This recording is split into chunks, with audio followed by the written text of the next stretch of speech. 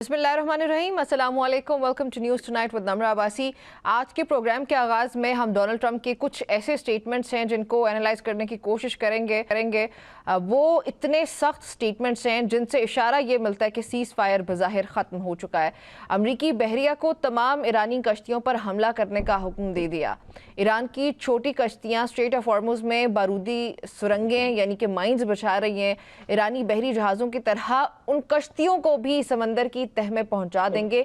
ये अब से कुछ देर पहले डोनाल्ड ट्रंप ने कहा, यानी कि जो प्रैक्टिकल एक्शन है वो लेने के बारे में डोनाल्ड ट्रंप ने उसका इंदिया दे दिया। अमरीकी बहरिया मेरे हुक्म पर अमल में किसी किस्म की हिचकिचाहट ना दिखाए, यानी कि जो आपकी अफवाज हैं, जो आपकी अस्करी लीडरशिप है, उसको ये बता दिया गया है इस वक्त अमेरिका के सदर की तरफ से कि आपने अब उसके बाद ये करना है। एनी हाउ, ईरानी बहरिया के 159 जहाज़ हम समंदर की तह में पहुंचा चुके हैं, ये वो कह रहे हैं। और अमरीकी सदर डोनाल्ड ट्रंप ने एक नहायत सख्त और ये गैर मामूली हुक्म जारी किया है।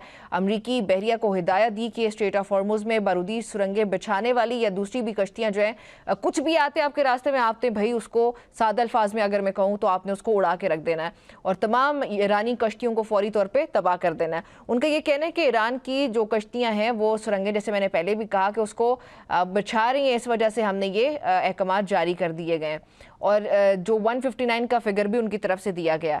ट्रंप के इस जारहाना बयान ने जारी कशीदगी को एक नए और ज़्यादा ख़तरनाक मरहले में दाखिल कर दिया, जहाँ पर सूरत हाल महज सिफारती बयान तक महदूद नहीं रही बल्कि खुली अस्करी कार्रवाइयों की तरफ बढ़ती हुई हमें आइंदा आने वाले दिनों में दिखाई दे सकती है। स्ट्रेट ऑफ हॉर्मुज़ जो दुनिया की अहम तरीन जो पैसेज है उसको वो उसमें शुमार होती है और अब वो बराह रास्त तसादुम का मरकज़ बनती हुई नज़र आ रही है। एक इसमें बहुत इंटरेस्टिंग एलिमेंट ये होने जा रहा है कि जिस तरह से फ़ज़ाई हमले पहले हम देख रहे थे, अब समंदर के अंदर, पानियों के अंदर जो हमले हो जाना, ये जंग का आगाज़ हो जाना, इसके अंदर कौन जीतेगा? इसके अंदर ईरान की प्रिपरेशन किस हद तक होगी, ईरान किस तरह से रिटेलिएट करेगा, या फिर अमेरिका मज़ीद क्या कर सकता है, जो अमेरिका अपना ये जो कार्रवाई है उसको किस तरह से आगे लेके जाएगा। तो यहाँ पे किसी भी किस्म की जो झड़प है वो बहुत बड़े बहरान को साथ जन्म दे सकती है। दूसरी तरफ ईरान अभी भी अपने मौक़िफ़ पर डटा हुआ है और वाज़ेह इशारे दे रहा है कि वो अपनी समंदरी हुदूद और मफादात के तहफ़्फ़ुज़ के लिए हर हद तक जाएगा। ईरानी हुक्काम के जो बयानात हैं उससे भी ये जाहिर होता है कि तेहरान पसपाई इख्तियार करने के बजाय भरपूर जवाब देने की पोजीशन में है। और ये मैं खुद से नहीं कह रही हूँ, ये उनके जितने भी आप स्टेटमेंट्स उठा के देखें, यानी कि जो उनके स्टेट के एक नैरेटिव को या पर्सपेक्टिव को आपके सामने ला के रखते हैं, तो उसमें वाज़े तौर पे ये बता रहे हैं कि हम डायलॉग के लिए भी तब तक नहीं आएंगे जब तक हमारी बातें, या जो एटलीस्ट नेवल ब्लॉकेड है, जो हमारी 70 पे एक बहुत बड़ा क्वेश्चन है, उसको ख़त्म ना कर दिया जाए। तो इससे कशीदगी में मज़ीद इजाफा होने का खदशा है, क्योंकि दोनों पार्टीज़ की तरफ से इतने सख्त स्टेप्स ले लेना ये बहुत बड़ी बात है।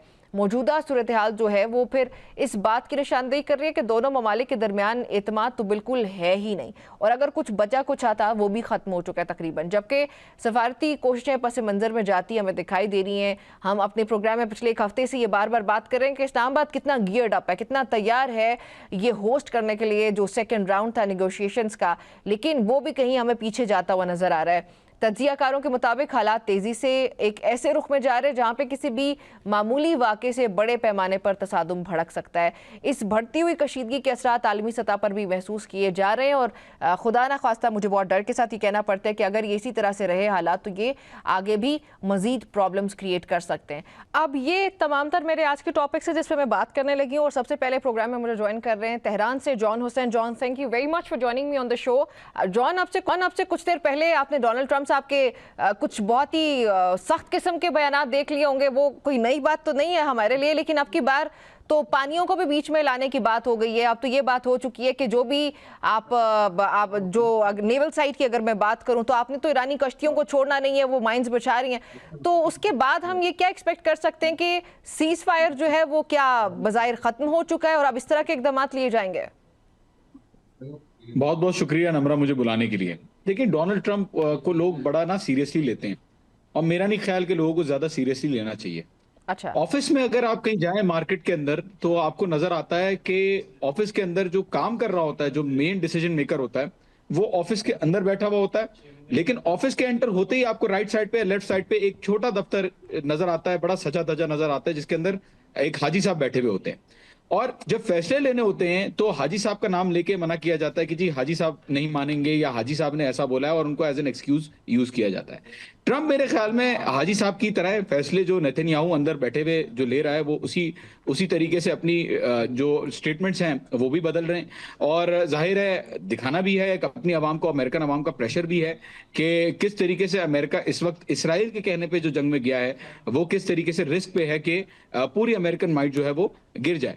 तो मेरा नहीं ख्याल कि ये देखें, इसके अंदर पॉली मार्केट भी काम करती हैं, कमाया भी जाता है, स्टॉक मार्केट को भी कंट्रोल किया जाता है, बहुत सारी वजूहत होती हैं जिनकी बुनियाद पे इन स्टेटमेंट्स को किया जाता है। और बार बार इन स्टेटमेंट्स को चेंज करने से मेरे ख्याल में सीज फायर का कोई फ्यूचर आप एक्सपेक्ट नहीं कर सकते, क्योंकि फ्यूचर की एक्सपेक्टेशन होती है कंसिस्टेंसी के साथ, फ्यूचर की एक्सपेक्टेशन होती है सीरियसनेस के साथ। तो जब एक इंसान सीरियसनेस नहीं दिखा रहा या कंसिस्टेंसी नहीं दिखा रहा बयानात में, तो सारी साइड्स के लिए ये पता लगाना मुश्किल है कि एक्सपेक्टेशंस क्या हैं एग्जैक्टली जिस पे अमेरिका आए या राजी हो या बात करना चाहे। लेकिन जॉन, इसमें क्या हम ये कह सकते हैं कि डोनाल्ड ट्रंप और उनकी एडमिनिस्ट्रेशन बहुत डेस्परेटली ये चाहती है कि ईरान को टेबल के ऊपर लाके बिठाया जाए, लेकिन वो मुमकिन नहीं हो पाया। ईरान ने तो बता दिया कि हम टेबल पे नहीं आएंगे जब तक एटलीस्ट ये नेवल ब्लॉकेड खत्म नहीं किया जाता। उसे ईरान की पोजीशन वाजी हुई। अब ये बात ट्रंप एडमिनिस्ट्रेशन को कभी भी हजम नहीं हो रही है, तो वो प्रेशर बिल्डअप करने के लिए इस तरह के इकदाम की तरफ जा रहे हैं, यानी जिस तरह का ऐलान उन्होंने आज किया है। देखिए, मेरे ख्याल में कोई भी समझदार हुकूमत अभी तक समझ चुकी होगी, अगर कोई एस्टेब्लिशमेंट अमेरिका में है या कोई डिसीजन मेकर्स हैं तो वो समझ चुके होंगे कि ईरान इन प्रेशर टैक्टिक्स में नहीं आ रहा। पहले भी हमने देखा कि ईरान प्रेशर टैक्टिक्स में नहीं आया, फिर दोबारा कोशिश करना ये बात जानते हुए कि ईरान नहीं आ रहा। आई थिंक इसके अंदर एक आंसर पब्लिक का है और अपनी पब्लिक को दिखाने का है कि मैं कुछ कर रहा हूं या मैं जंग जीत चुका हूं। देखिए, यहाँ पे निमरा पूरी दुनिया, डोनाल्ड ट्रंप के अलावा पूरी दुनिया कह रही है कि अमेरिका इस जंग को हार चुका है। अब कहीं ना कहीं ये जंग जीतनी जरूर है, तो उस जंग को मीडिया के अंदर जीता जाए, उस जंग को सोशल मीडिया पे जीता जाए, उस जंग को नैरेटिव्स के तौर पे जीता जाए। आई थिंक ट्रंप साहब की ये कोशिश है। नेवल ब्लॉकेड जो उन्होंने लगाया, उस नेवल ब्लॉकेड में भी अगर आप देखें तो अभी तक मतलब कोई इस बात पे पूरी दुनिया जो है वो इस बात को एक इस तरह नेगेटिवली देख रही है कि ईरान ने स्ट्रेट ऑफ हॉर्मुज खोला और आपने जो है वो नेवल ब्लॉकेड लगा के रखा। तो बिल्कुल प्रेशर का आंसर इसके अंदर है, लेकिन मेरे ख्याल में ये अपनी आवाम को ज्यादा दिखाने का आंसर है कि फॉर एग्जांपल हम अभी भी पावर में हैं, या फॉर एग्जांपल हम अभी भी कुछ भी कर सकते हैं ईरान के साथ, जबकि बावजूद उनके कहने के कि उन्होंने नेवी तबाह कर दी, आर्मी तबाह कर दी, सब कुछ तबाह कर दिया। ईरान ने इतने बड़े बड़े टैंकर्स को कब्जे में लिया है। आप अगर देखें जो फ्रेंचेस्का है वो कितनी बड़ी एक वेसल है, तो आई थिंक वो कश्तियां ही जो है वो कब्जे में ले रही हैं इन जहाजों को। तो मुझे नहीं लगता इससे कोई फर्क पड़ेगा प्रेशर से। ईरान कभी भी मुझे नहीं लगता कि राजी होगा, इनफैक्ट डैमेज होगा, ईरान का कॉन्फिडेंस और गिरेगा, ईरान और ज्यादा दूर जाएगा मुज़ाकरात की टेबल से अगर अमेरिका ने ये चीजें कंटिन्यू रखी मेरी नजर में। ओके अच्छा, फिर मुझे जॉन अब दो चीजें समझाएं, एक तो प्रैक्टिकलिटी समझाएं इसकी और दूसरा मुझे स्ट्रेंथ समझाएं, दोनों जो फरीकैन है उसकी तरफ से। क्या नेवल कैपेबिलिटीज हैं इस वक्त ईरान की जिसको यूज करते हुए वो अपनी स्ट्रेंथ शो कर सकता है, अपनी पावर शो कर सकता है कि डोनाल्ड ट्रंप की तरफ से जो इतना बड़े काइनेटिक डिसीजन का जो ऐलान किया गया है उसको किस तरह से ईरान काउंटर कर सकता है, और इस वक्त स्ट्रेंथ किसकी ज्यादा है? अमेरिका की कितनी बड़ी हद तक ये कर सकता है, कितना प्रैक्टिकल होगा ये अमेरिका के लिए ये कैरी आउट करना, जहां पर ये कह दिया कि ईरानी कश्तियों को मुकम्मल तौर पर तबाह बर्बाद कर दिया जाए? देखें, कौन सी कश्तियों की बात कर रहे हैं वो, क्योंकि पहले तो वो कह रहे थे कि सारी कश्तियां तबाह हो गई हैं, सब कुछ खत्म हो गया, totally obliterated was the word that he used. Exactly. Iran ने अपनी सारी जितनी भी कुव्वतें हैं, जितनी भी लैंड बेसिस के ऊपर या नेवल बेसिस के ऊपर, वो सारी इसी जंग को मद्देनजर रखते हुए अमेरिका के साथ प्लान करते हुए उन्होंने रखी। और इनकी नेवी की अगर बात करें तो नेवी के अंदर हमें देखना पड़ेगा कि ईरान के पास तीन चीजें हैं जो नेवी के ऊपर ईरान सुप्रीमेसी मेंटेन रख सकता है इंडेफिनिटली। आई थिंक पहला ड्रोन्स और मिसाइल्स, Yes. की एबिलिटी अभी भी ईरान के पास है। और कोई भी कश्ती अगर जाती है तो कामकाजी ड्रोन्स उसके ऊपर हिट कर सकते हैं, उसको तबाह कर सकते हैं, या फिर मिसाइल्स जो है वो उसको तबाह कर सकती हैं, लेकिन missiles I don't think use करेगा स्ट्रेट ऑफ हॉर्मुज में। दूसरा, अगर खत्म हो जाए जो उसकी मिसाइल्स हैं, अगर वो भी खत्म हो जाती हैं, ड्रोन्स भी खत्म हो जाते हैं, दूसरा ईरान के पास है फास्ट अटैक बोट्स। Yes. ये जो बोट्स हैं ईरान के पास, ये जो हैदर बोट्स हैं, ये बोट्स बनाई ही स्ट्रेट ऑफ हॉर्मुज को जहन में रखे हैं। दुनिया की तेज तरीन छोटी कश्तियों में ये आती हैं, 250 किलोमीटर पर आवर और वो से लेकर स्वार्म 300 अटैक्स किए जाते हैं। यस, वो स्वार्म अटैक्स, वो मिलकर कश्तियां आती हैं एक साथ, उनके साथ ड्रोन भी आ रहा होता है और वो मिलकर अटैक करती हैं एक चीज के ऊपर। Yeah. लेट्स सपोज वो भी खत्म हो जाती है, नम्रा आई एम सेइंग ये भी खत्म हो जाता है, मिड फिर भी ईरान के सबमरीन्स। पास मिनी सबमरीन्स, यस, ईरान के पास मिनी सबमरीन्स हैं जो बनी ही स्ट्रेट ऑफ हॉर्मोज के लिए हैं। यस। मतलब स्ट्रेट ऑफ हॉर्मोज का जो शैलो वाटर्स है 180 फीट टू 220 फीट, उसके अंदर मनूवर करने के लिए यूएस की जो बड़ी न्यूक्लियर पावर्ड सबमरीन्स होती हैं, वो बेसिकली दे आर उनका जो अकूस्टिक सिग्नल होता है वो ट्रैक हो जाता है। वो 2 दफा क्रैश भी हो चुकी हैं स्ट्रेट ऑफ हॉर्मोज के अंदर, और उनके अंदर ये कैपेसिटी नहीं है कि वो ज्यादा देर तक मनूवर कर सकें स्ट्रेट ऑफ हॉर्मोज में। जबकि ईरान की कश्तियां जो नेवल जो सबमरीन्स हैं वो अकूस्टिक सिग्नल भी कम रखती हैं और वो मनूवर कर सकती हैं बड़ी आसानी से। तो अगर लेट सपोज ये नेवी सबमरीन्स भी खत्म हो जाती हैं, मैं तो ये भी कह देता हूं खत्म हो जाती हैं, तो भी ईरान के पास माइंस हैं। माइंस क्या कर सकती हैं? यस। माइंस ईरान कोई बड़ी कश्ती नहीं बल्कि छोटी जो लांच होती है उसके ऊपर भी माइन रख के ईरान लेके जा सकता है और समंदर के अंदर फेंक सकता है। तो माइंस को कंट्रोल करना अमेरिका के इख्तियार में मेरा नहीं ख्याल है। तो जब हुतियों से नहीं छुड़वा पाए बाबल मंदब, तो ईरान से स्ट्रेट ऑफ हॉर्मुज ये कैसे छुड़वा सकते हैं? आई थिंक ये प्रैक्टिकली इस चीज को करना नामुमकिन है यूएस के लिए, भले जितनी बड़ी पावर हो, भले जितनी कश्तियां तबाह कर ले, भले सारे ड्रोन और मिसाइल्स खत्म कर दे, जबकि ऐसा हुआ नहीं। अभी भी नजर आ रहा है कि नेवी जो है वो कंट्रोल कर रही है ईरान की। चलें, ये बड़े बेहतर अंदाज में जॉन आपने एक्सप्लेन किया है, एंड आई एम सर्टन कि जिस तरह से आप एक्सप्लेन कर रहे हैं कि ईरान इसमें भी आपको सुपीरियर दिखाई देता है। लेकिन इसमें फिर भी मेरे जहन में एक सवाल है जॉन, उसको भी प्लीज़ एड्रेस कीजिएगा। ठीक है, हम मान रहे कि सब मरीन्स हो गई, माइंस हो गई, स्वॉर्म टैक्टिक्स के लिए बोट्स हो गई, सब कुछ है, लेकिन वो डोमेस्टिकली प्रिपेयर्ड सब कुछ है आपके पास। उसके बाद अगर मैं अमेरिका की बात करूं तो वो तो बहुत मॉडर्न टेक्नोलॉजी के साथ आता है। So how come this is going to be superior? मैं ये नहीं कह रही कि inferior है, but I'm just trying to understand, you know. No, it's definitely inferior. मैं तो ये कहूंगा इट्स डेफिनेटली इंफीरियर। अच्छा। ईरान की कोई, आप अगर एयरफोर्स देखें, बिल्कुल ही खस्ता एयरफोर्स है, कोई इनके पास जहाज नहीं है। जाहिर है सैंक्शंस की वजह से ना पार्ट्स इंपोर्ट कर पाए ना जहाज बना पाए। लेकिन देखिए एसिमेट्रिक वॉरफेयर में ये चीजें मेरे ख्याल में काउंट नहीं करती। अच्छा। आपको मैं 2 एग्जांपल्स देता हूँ नम्रा। हाँ। पहला है वियतनाम का एग्जाम्पल। वियतनाम में यूनाइटेड स्टेट्स ने इंटरवीन किया, वो गया वहां पे कैंपेन लॉन्च किया। खमेर रोग और वियतकांग ने उनको बड़ी बुरी तरीके से जो है वो वहां पे शिकस्त दी। बहुत सारी लाशें अमेरिका के सोल्जर्स की वापस गईं, क्योंकि जंगलात में से वो निकलते थे, बाहर आते थे वियतनामीज और अटैक करके वापस चले जाते थे। अफगानिस्तान के अंदर इनको बहुत बुरी शिकस्त हुई, वो नहीं हटा सके। 20-20 साल की कैंपेन रही दोनों, वियतनाम और अफगानिस्तान। अफगानी पहाड़ से निकलते थे, स्टिंगर मिसाइल चलाते थे, मारते थे, वापस आ जाते थे, और बिल्कुल परेशान किया हुआ था यूनाइटेड स्टेट्स को, और बहरहाल यूनाइटेड स्टेट्स को हार माननी पड़ी।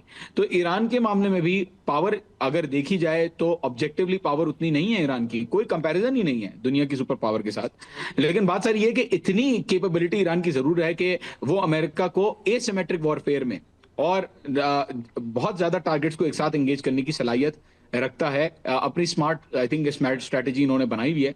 तो आई थिंक उस जुमरे में अमेरिका भले जितनी भी बड़ी पावर हो, वो अभी तक आप देख लें कुछ नहीं कर पाए, वो स्ट्रेट ऑफ हॉर्मुज को बिल्कुल भी नहीं खोल पाए रिगार्डलेस ऑफ एनीथिंग। अच्छा जॉन, प्लीज मुझे साथ ये भी बताएं जरा, अब हम डिप्लोमेसी की तरफ आते हैं। पाकिस्तान की डिप्लोमेटिक एफर्ट्स को इस वक्त पूरी दुनिया एक्नॉलेज भी करती है और उसको सराहती भी है, लेकिन अब हमें वो मामलात कहीं पे जॉन ठंडे होते नजर आ रहे हैं, बिकॉज ईरान तो टेबल पे आया नहीं है, लेकिन पाकिस्तान अभी भी रेडी टू होस्ट है, और हम ये एक्सपेक्ट करते हैं कि ये जो डायलॉग है उसका सेकंड राउंड हो जाएगा।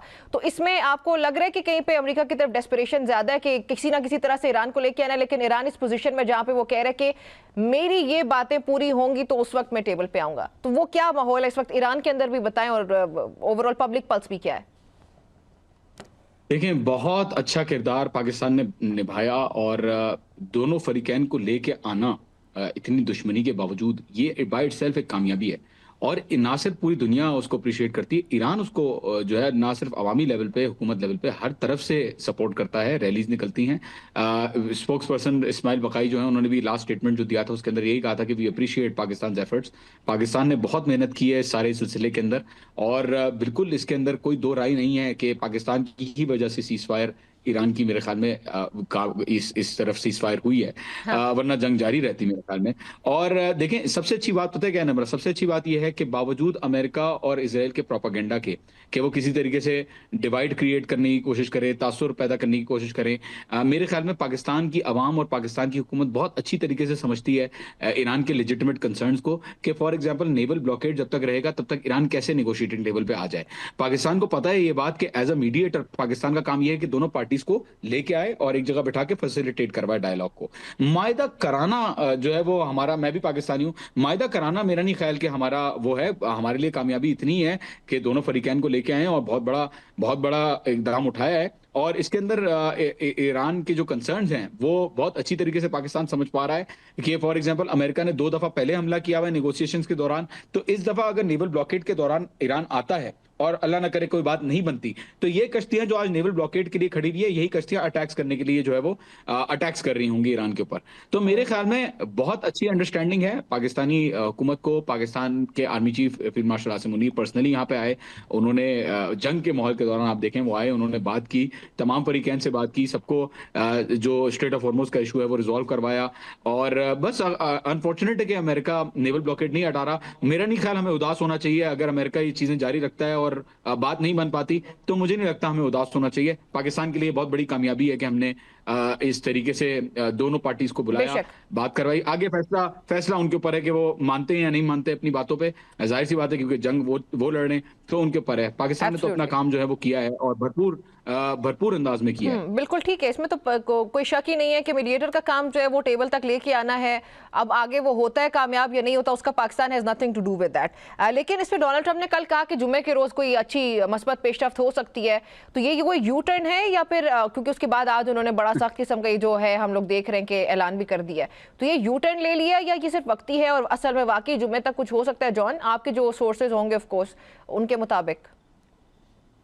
देखिए, डोनाल्ड ट्रंप साहब मार्केट को किसी हद तक कितना ही कंट्रोल कर सकेगा डोनाल्ड ट्रंप के वो मार्केट के अंदर तेल की प्राइसेस को या अपनी पब्लिक को ये इंप्रेशन देने की कोशिश करें। मुझे लगता है कि डोनाल्ड ट्रंप को भी पता है कि जब तक नेवल ब्लॉकेड नहीं हटेगा तब तक ईरान टेबल पे नहीं आएगा, और इसी चीज को देखते हुए शायद धमकी और जो जो बयानात हैं वो दोबारा आए। यूटर्न ही है ये, जाहिर सी बात है। हर दफा हमने यूटर्न देखा है। पहले वो कह रहे थे मैं सीज फायर एक्सटेंड नहीं करूंगा, फिर बोला जी मैं सीज फायर एक्सटेंड कर रहा हूं।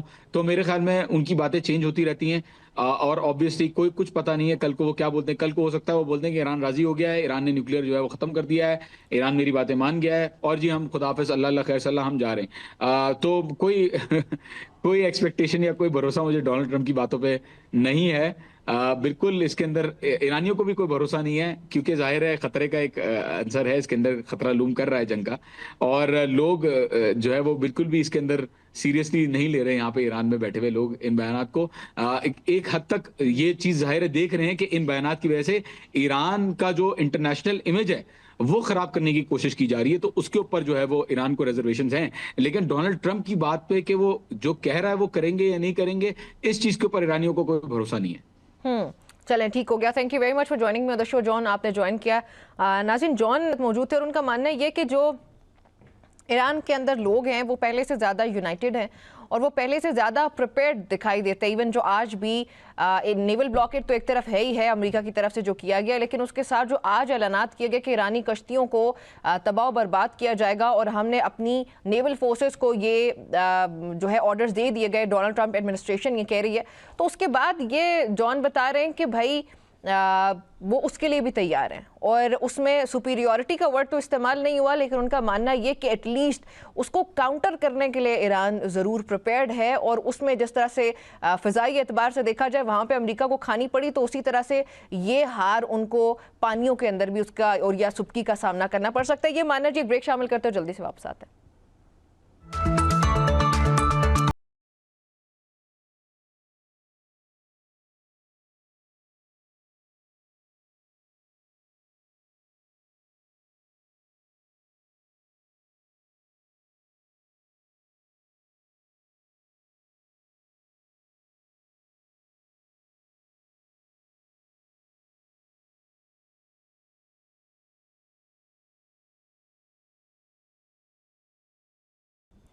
Welcome back to news tonight with Namra Abbasi. Programme में इस वक्त हम बात कर रहे हैं ईरान अमेरिका जंग की, जो हमें एक बिल्कुल नई डायरेक्शन लेती हुई नज़र आ रही है, या एटलीस्ट हमें नज़र आ सकती है नियर फ्यूचर के अंदर। और प्रोग्राम के हिस्से में मुझे ज्वाइन करें कामरान बुखारी साहब। Kamran, thank you very much for joining me on the show.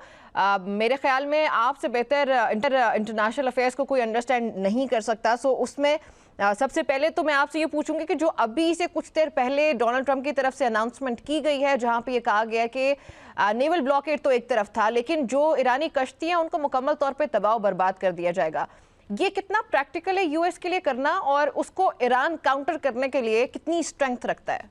जी शुक्रिया नम्रा। देखें, काइनेटिकली तो बहुत आसान है क्योंकि फोर्स जो अप्लाई होनी है वो अमेरिका के पास है। अच्छा। It's easy, militarily it's doable. Question is कि आप क्या जियोपॉलिटिकली ये करना चाहते हैं, कि do you want to go to that level. Because देखें, जो किनेटिक एक्शन होता है वो बातचीत के साथ जुड़ा हुआ होता है।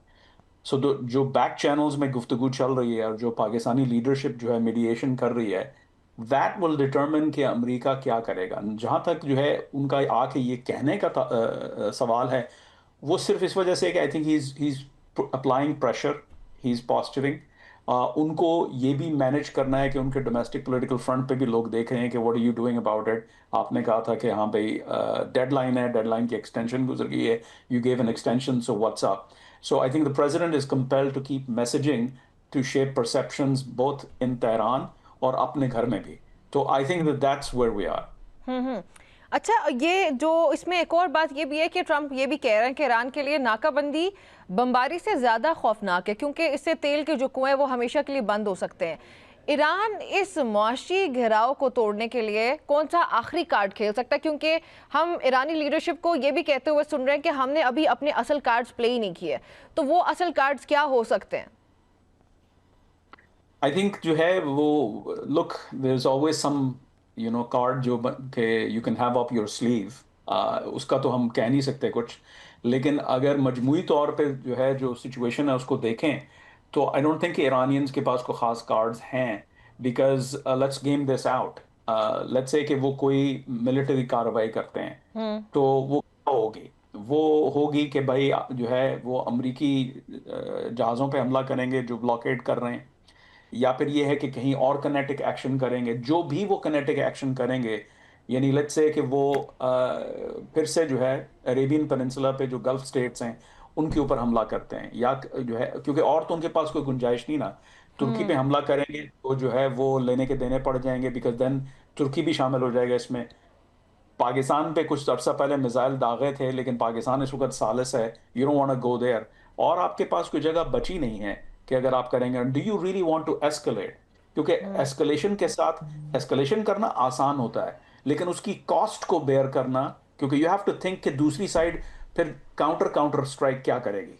सो I think the Iranians are calculating this. I think the president is right कि जब वो ये कह रहे हैं कि हाँ भाई उनके जो अंदरूनी इख्तलाफात हैं वो इस कदर जो है शदीद हैं कि वो ख़ुद से जो है वो किसी इजमा पे नहीं आ पा रहे, ताकि वो हमारे पास आके तो जो है फिर मुज़ाकरात करें। अच्छा, आपको ये लग रहा है कि जो ईरानियन लीडरशिप है उसके अंदर, चूंकि ये तो ऑब्वियस होता है और ये हर जगह भी एक नेचुरल एलिमेंट है, कुछ प्रेगमेटिक फिगर्स होते हैं, कुछ बहुत हार्ड लाइनर्स होते हैं, तो आपको ये लग रहा है कि ये जो एग्जिस्टेंस है ये उसमें ईरान के अंदर भी है, लीडरशिप के अंदर है, और ये वजह है शायद जो डोनाल्ड ट्रंप का मानना है कि इस वजह से वो डायलॉग के लिए नहीं आ रहे? यू बिलीव कि it is right? I do believe, क्योंकि मैं I been following Iran for 20 years now, और जो ये कोई जो अंदरूनी इख्तलाफात है कोई नई बात तो नहीं है। हाँ, ज़्यादा शदीद हो चुके हैं। उसकी वजह यह है कि ईरान जो है has been hit by multiple waves of decapitation strikes. तो जब ऊपर के लोग, जो पुराने लोग होते हैं, जो बड़े देरीना जो है ना अरसे के लिए जो है वो डील कर रहे होते हैं सिचुएशन को, मुख्तलिफ ओहदों पे फायज होते हैं, वो अचानक उनका जो है वहाँ से वो गायब हो जाना because of those decapitation strikes creates a vacuum. Vacuum के बाद फिर नए लोग आते हैं, उस वैक्यूम को पुर करने की कोशिश करते हैं, वो अपने रोल को जो है अस्यूम करने की भी कोशिश कर रहे होते हैं, और फिर ये है कि एक जो दूसरे फैक्शंस पावर सेंटर्स हैं उनके साथ नेगोशिएट भी कर रहे होते हैं, and that's difficult. I mean आप इसको देख लें कि कहाँ हैं उनके सुप्रीम लीडर, कहाँ हैं? मतलब कहते हैं कि मुश्तबा खामेनेई हैं, लेकिन वो खुद कह रहे हैं कि जी वो जो है वो सेहतयाब हो रहे हैं, अस्पताल में है, लेकिन अभी तक हमारे पास कोई वो एविडेंस नहीं है कि हम कह सकें कि वो इस पोजीशन में है। मतलब हो सकता है कि वो रिकवरी फेज में हो, लेकिन क्या वो फैसले कर पा रहे हैं, किस हद तक कर पा रहे हैं, कितना इनका इनपुट है? क्योंकि उनको जो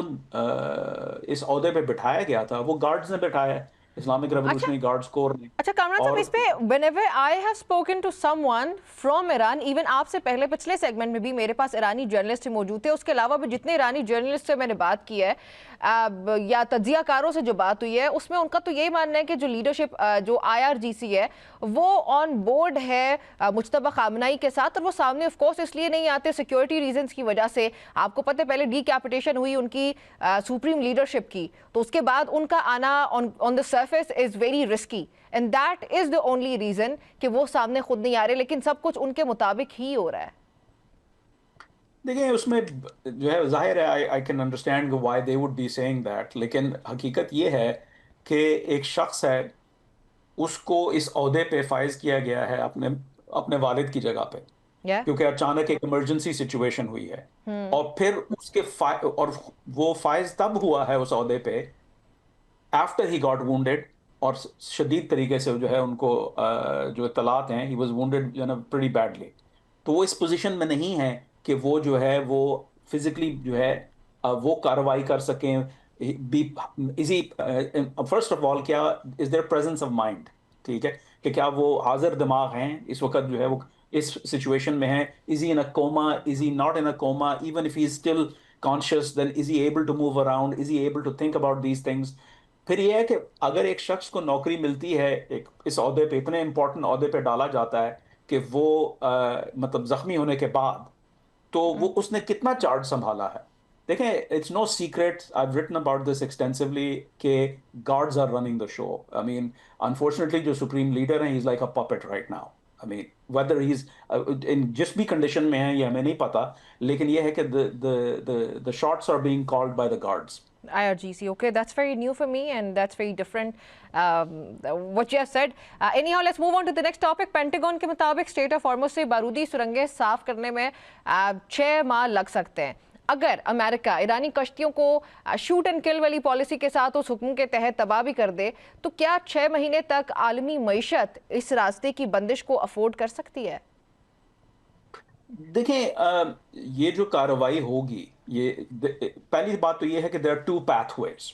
एक पाथवे ये है कि नेगोशिएशन हो जाता है और मजीद काइनेटिक ऑपरेशंस करने की जरूरत नहीं है, ठीक है। तो we hope that that is the case.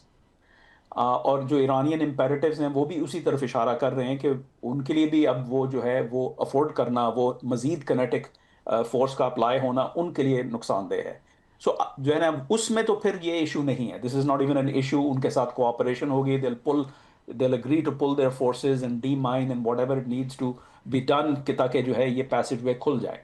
Let's say वो नहीं होता, तो उसके बाद ये भी ब्लैक एंड वाइट सिचुएशन नहीं है, क्योंकि देखें we're talking about the mining you know in near their shores, ठीक है। जो अरेबियन पेनिनसुला की तरफ जो शोर्स हैं जहां पे ब्लॉकेड हो रहा है, ठीक है, वो जगह जो है खोली जा सकती है। वहां से जो है escorts, I mean American navy has done this in decades past as well, to provide escort for ships to go through. तो ये ब्लैक एंड वाइट सिचुएशन नहीं है। आई डोंट थिंक कि जो है ये अचानक जो है 6 महीने के लिए जो है इकोनॉमी को जो है एक बहुत बड़ा धचका लगेगा। I think what's gonna happen is कि ये बदतरीज जो है, कुछ रास्ते खुल जाएंगे, कुछ रास्तों को आपको डील करना पड़ेगा, but that's if we go down the kinetic route. अच्छा चलें, ठीक है। कुछ इंटेलिजेंस जो हुकाम हैं वो अमेरिकन जिनकी मैं बात कर रही हूँ, वो नाम ना जाहिर करने की शर्त पे ये रिपोर्ट्स आ रही हैं कि उनका ये इंकशाफ है कि ईरान की 60% बहरी कुव्वत और उनका आधा जो मिसाइल स्टॉक पाइल है वो अभी भी महफूज है। प्रेसिडेंट ट्रंप के दावों से ये बिल्कुल मुतसादम हमें नज़र आता है, क्योंकि वो बिल्कुल ऑपोजिट से बात करते हैं। वो तो कहते हैं कि हमने उनकी कैपेबिलिटीज़ को बिल्कुल ख़त्म कर दिया है। तो आपके ख्याल में, पहले भी हमने इस पर कुछ हद तक बात की, लेकिन ये जो चूंकि इंकशाफात हैं वो खुद इंटेलिजेंस के लोगों की तरफ से हो रहा है, तो आपके ख्याल में असल में जो ग्राउंड है उसमें असल हकीकत क्या है उसकी? देखिए, जीरो तो is like a political statement कि अगर ये कोई कह रहा है यानी बशमूल सदर डोनाल्ड ट्रंप के, and I don't think this is what he means, वो एक सियासी बयान दे रहे हैं, तो उस सियासी बयान को उस अंदाज में देखना चाहिए। ये जो लीक आई है कि जी जो है 60% उनकी जो है कैपेबिलिटी जो है और उनके आधा स्टॉक पाइल है, अब ये आदादो शुमार हैं, आदादो शुमार are not accurate ever. I mean, American intelligence everybody operates in a universe of imperfect intelligence, ठीक है। तो आदादो शुमार जो हैं वो इतने अहम नहीं है मेरे नज़दीक, जितना कि ये है कि इतनी डेग्रेडेशन के बाद does Iran want to sort of lose more? I don't think so. क्योंकि देखें, हर कोई एक्टर अपने रिजर्व्स की तरफ देख रहा होता है। जब जंग चल रही होती है तो वो कह रहा होता है कि अच्छा यार, कितना फ्यूल है, कितने जहाज हैं, कितने जो है ना मिसाइल्स हैं, कितने इंटरसेप्टर्स हैं, etcetera etcetera. Even reservist in terms of troops को भी जो है शामिल किया जाता है इस कैलकुलेशन के अंदर। So do the Iranians want to go down that path and now dip into their reserves? I don't think so. अब किसी को ये नहीं पता पक्का तरीके से कि हाँ भाई, कितना ज्यादा जो है असला ईरान के पास है। ये अदादो शुमार होते हैं, and I think at the end of the day when the president is saying कि हमने उनका खासा नुकसान कर दिया है, I think that's true. But to say कि हाँ भाई बिल्कुल वो खत्म हो चुके हैं, I think that's sort of an absolutist reading. Alright, अच्छा मेरे पास सिर्फ 1 मिनट है, उसमें मैं ये जानना चाहूंगी कि मुज़ाकरात कल तक हम ये एक्सपेक्ट कर रहे थे सेकंड राउंड होने जा रहा है इस्लामाबाद में। ईरान बेशक प्रेशर बिल्डअप करने की शायद कोशिश कर रहा है, और जब उसकी कोई 1-2 बातें मानी जाएंगी तो वो टेबल पे आ जाएगा। लेकिन आज जो ये एक प्रैक्टिकल एक्शन लिया गया है अमेरिका की तरफ से, उसके बाद डू यू बिलीव कि कल जो डोनाल्ड ट्रंप, जो प्रेसिडेंट ट्रंप ने कहा था कि जुमे के रोज कुछ हो सकता है सेकंड राउंड, वो होगा या नहीं होगा? It's too difficult to say. I mean, इसमें जो है ना, the situation is so opaque. The ball is in the Iranian court. Alright, उनको अपने फैसले करने हैं। उनके जो लीडरशिप है, उनके जो मुख्तलिफ फैक्शंस हैं, if they can come together, then yeah, sure, it can happen. लेकिन मुझे, if you ask me, I think it's pretty difficult because उनको अंदरूनी तौर पे एक कंसेंसस कायम करने में टाइम चाहिए। And I think that's what the Pakistani leadership asked the White House to do, is to give an extension because they need more time to come on the same page अंदरूनी तौर पे, और उसके बाद फिर वो मुज़ाकरात देखें किस तरफ जाते हैं। चलें ठीक है। Thank you very much for joining me on the show. Kamran Bukhari साहब ने नाजीना में था, और उनका जो POV है वो काफ़ी मुख्तलिफ दिखाई देता है, वेयर ही बिलीव्स कि ईरान के टेबल पे ना आने की वजह उनके अपने अंदर जो लीडरशिप है, चाहे वो प्रेगमेटिक फिगर्स हैं या दूसरी तरफ पॉलिटिकल लीडरशिप है जो कि जो हार्ड लाइनर्स हैं, उनके दरमियान एक पेज पे ना आना है। तो ये बहुत नया आपको एक पर्सपेक्टिव मिलता है उनसे बातचीत करने के बाद। एनी हाउ, एक ब्रेक शामिल करते जल्दी से वापस आते हैं।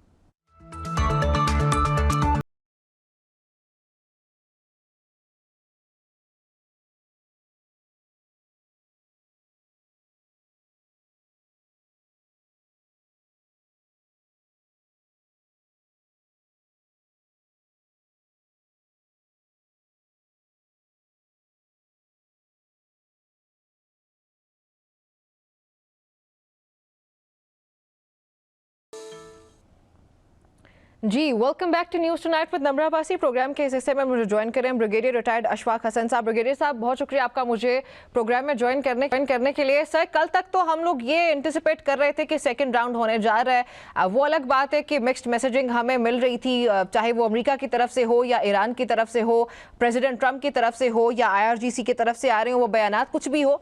लेकिन सर, फिर भी कल भी प्रेसिडेंट ट्रंप ने कहा कि जुमे के रोज़ ये हो सकता है कि सेकेंड राउंड हो जाए।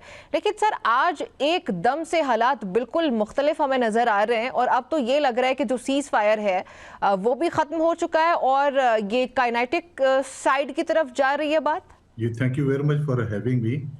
देखें, जो नेगोशिएशन का सेकंड राउंड है वो तो हर हालत में होना ही होना है। वो अभी हो जाए या फिर एक सेकंड राउंड ऑफ वार के बाद जब बहुत ज़्यादा डिस्ट्रक्शन हो जाए, दोनों साइड की दुनिया भी चोक हो जाए, बहुत ज़्यादा नुकसान हो जाए, रीजन में भी, ईरान का भी और ग्लोबल साउथ का भी, ग्लोबल नॉर्थ का भी, तो फिर भी ये नेगोशिएशन होनी है। आखिर बात नेगोशिएशन के बाद तय होती है, अनलेस कि कोई मुल्क सरेंडर कर दे। और अगर हम देखें तो ईरान कभी भी सरेंडर नहीं करेगा, ना वो इस पोजीशन में है और ना ही ऐसा होगा। देखिए, बात ये थोड़ा सा बैकग्राउंड में चलते हैं कि ऐसा क्यों हुआ। जी, प्रेसिडेंट ट्रम्प जो है वो अपने मिलिट्री इंस्ट्रूमेंट जो है उसके साथ कोर्शन को लेके चलते हैं, उसके साथ ब्रिंक्समैनशिप को लेके चलते हैं और पोस्चरिंग को चलते हैं। इन तीनों जो मैंने अभी मिलिट्री टर्मिनोलॉजी का जिक्र किया, उसको अगर आपने इस्तेमाल करना तो उसके साथ थ्रेट लाजमी होना चाहिए। अगर आप थ्रेट नहीं करेंगे, लेके जाएंगे साथ, तो फिर ये ना कोर्शन, ना ब्रिंक्समैनशिप, ना पोस्चरिंग ये असर करेगी। वो आपने देखा सोशल मीडिया पे ब्रिंक्समैनशिप करते रहे, पोस्चरिंग की पोर्शन का भी इस्तेमाल करते रहे, और जब उन्होंने एक बड़ी हाइप क्रिएट कर दी, उनके सारे बिजली घर तबाह कर दूंगा, ब्रिजेस को तबाह कर दूंगा, तो ये थ्रेट था, पोस्ट किया, क्वेश्चन भी थी, ब्रिंक्समैनशिप का आगाज भी था।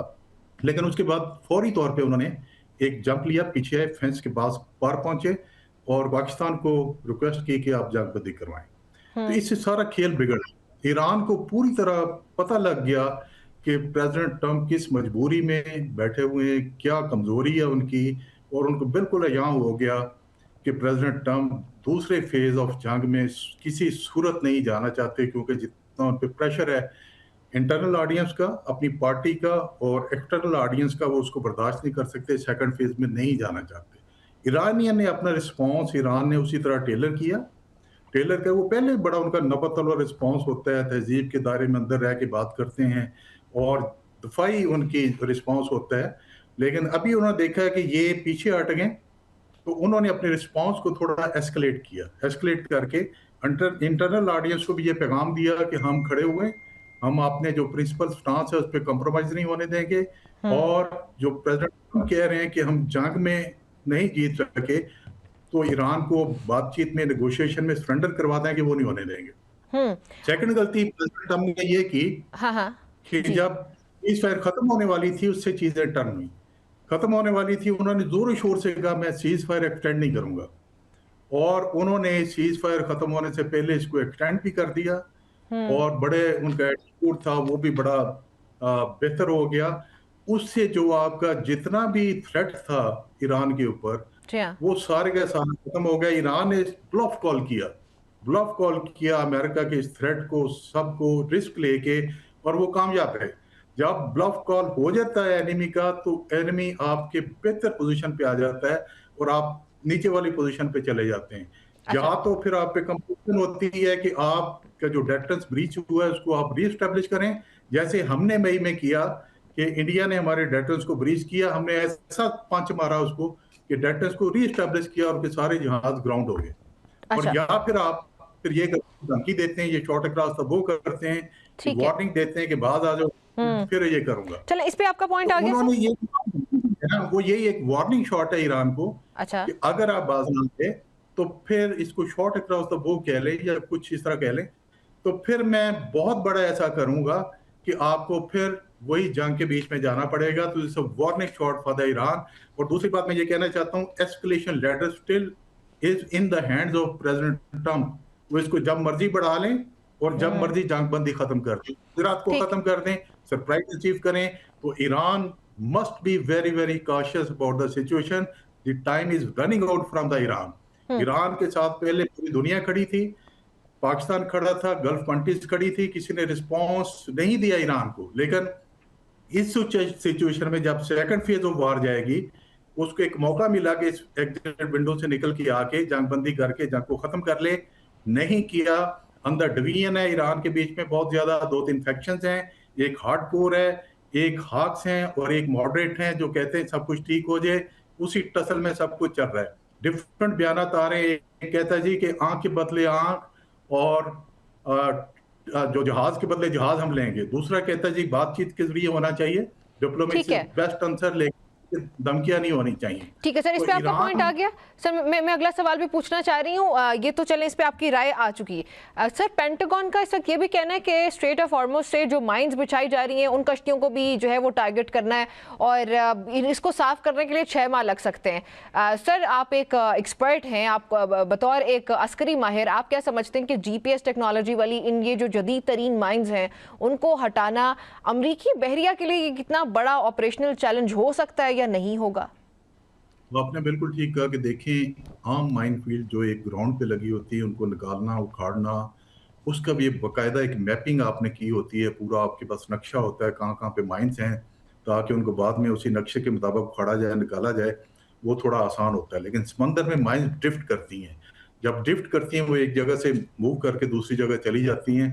ये बहुत टाइम कंज्यूमिंग एफर्ट है, और ये भी नहीं पता कि ईरान ने कितनी माइंस लगाई हैं। अकेला अमेरिका ये वाला काम नहीं कर सकता, इसको यूरोपियन यूनियन, नेटो की मदद चाहिए होगी, ताकि अगर पूरे समंदर को जहाँ पे उन्होंने माइंस लगाई हुई हैं उसको अगर साफ करना है तो इससे ज्यादा टाइम भी लग सकता है। लेकिन ईरान जो बार बार ये कहता है कि जब भी यहाँ से जहाजरानी होगी तो वो हमसे कोऑर्डिनेशन से जाएं, ताकि कुछ टेक्निकल एस्पेक्ट जो हैं उसको हम केटर फॉर कर लें। वो उनका नुक्ता नजर यही होता है कि जहां उन्होंने माइंस लगाई हुई हैं उनको पता है, तो बीच में सेफ लेन्स उन्होंने छोड़ी हुई हैं, उस सेफ लेन्स के बीच में से जहाजरानी वो करवाएंगे और उतनी देर में माइन जो है वो क्लियरेंस हो जाएगी, और जब ये क्लियरेंस होती है तो फिर हार्मुज पूरी तरह खुलेगी। जी अच्छा सर, इस वक्त हम ये भी देख रहे हैं, ज़रा पाकिस्तान की तरफ आते हैं ख़ास तौर पे कि पाकिस्तान की लीडरशिप किस तरह, ख़ास तौर पे अस्करी क़यादत। सर, पाकिस्तान की अस्करी क़यादत ख़ास तौर पे फील्ड मार्शल सैयद आसिम मुनीर साहब के सदर ट्रंप के साथ ताल्लुकात को आलमी मीडिया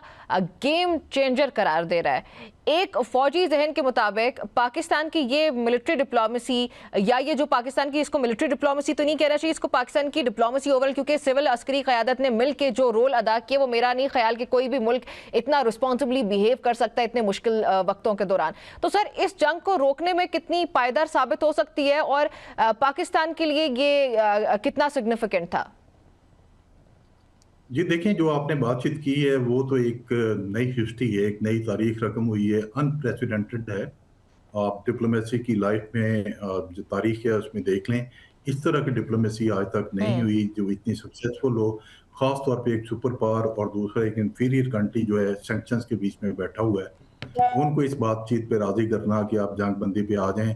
और उस वक्त के जब जंग मल्टीप्लाई होने वाली थी, डिस्ट्रक्शन सेकंड फेज ऑफ जंग का शुरू होने वाला था, तो मेरा ख्याल है कि ये जितनी एजिलिटी या कैपेबिलिटी, ये खाली ये चीज़ें काम नहीं करती। You must have a convincing power and equal convincing dialogue for the both partners, कि अगर आप इस जंग को आगे लेके जाते हैं तो आपके क्या नुकसान होंगे, फायदे क्या होंगे, दूसरे के क्या होंगे और उसके क्या होंगे।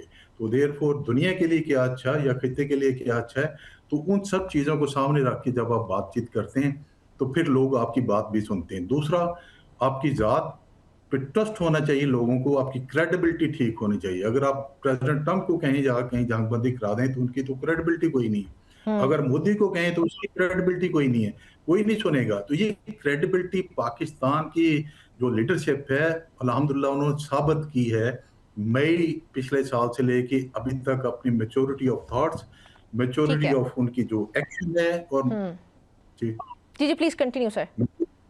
मैच्योरिटी ऑफ एक्शन और उनके जो मैच्योरिटी ऑफ डायलॉग है, उससे उन्होंने ये साबित किया है कि मैच्योर लीडरशिप यहाँ पे बैठी है, उनका विजन भी है, उनकी कैपेबिलिटी भी है, और वो दुनिया के लिए एक रास्ता बनाना चाहते हैं। उन्होंने डायलॉग जो है उसको वेपन्स के तौर पे इंट्रोड्यूस किया, उन्होंने ब्रिज बिल्डर्स के तौर पे सामने आए हैं। तो ट्रस्ट बढ़ा है दुनिया का, जब ट्रस्ट बढ़ता है तो फिर आपकी तरफ लोग देखते हैं, जब आपकी तरफ देखते हैं फिर आप सोल्यूशन भी लेके जाते हैं। बेशक ऐसी है। ब्रिगेडियर साहब, आपने मुझे प्रोग्राम में ज्वाइन किया, सर ज्वाइन करने के लिए बहुत शुक्रिया। आपने सुनी, ब्रिगेडियर रिटायर्ड अशफाक हसन साहब हमारे साथ मौजूद थे, और उसमें पाकिस्तान का किरदार जो है वो ब्रिगेडियर साहब ने भी सराहा। उसको सिर्फ वो नहीं सराहते, पूरी दुनिया सराहती है कि पाकिस्तान ने आज के प्रोग्राम को अगर मैं कंक्लूड भी करना चाहूँ तो जो डिप्लोमेटिकली पाकिस्तान ने प्ले किया है वो बहुत रिस्पॉन्सिबल बिहेवियर था, बतौर एक स्टेट, बतौर एक नेशन भी मैं कहूँगी। पाकिस्तान की आवाम ने भी बहुत भरपूर और पॉजिटिव किरदार अदा किया इस तमाम तर सिचुएशन के दौरान, तो उसको पूरी दुनिया सराह रही है। एंड आई होप सो कि ये बहुत जो पाकिस्तान ने नेक नियति से काम किया वो एक पॉजिटिव डायरेक्शन में जाए, और सेकंड राउंड भी हो, और सिर्फ सेकंड राउंड ना हो, ये जंग जो है और पूरी दुनिया की जो जंग है वो खत्म हो जाए। With a lot of prayers आज के प्रोग्राम से इतना ही, मुझे इजाजत दीजिए, अल्लाह हाफिज़।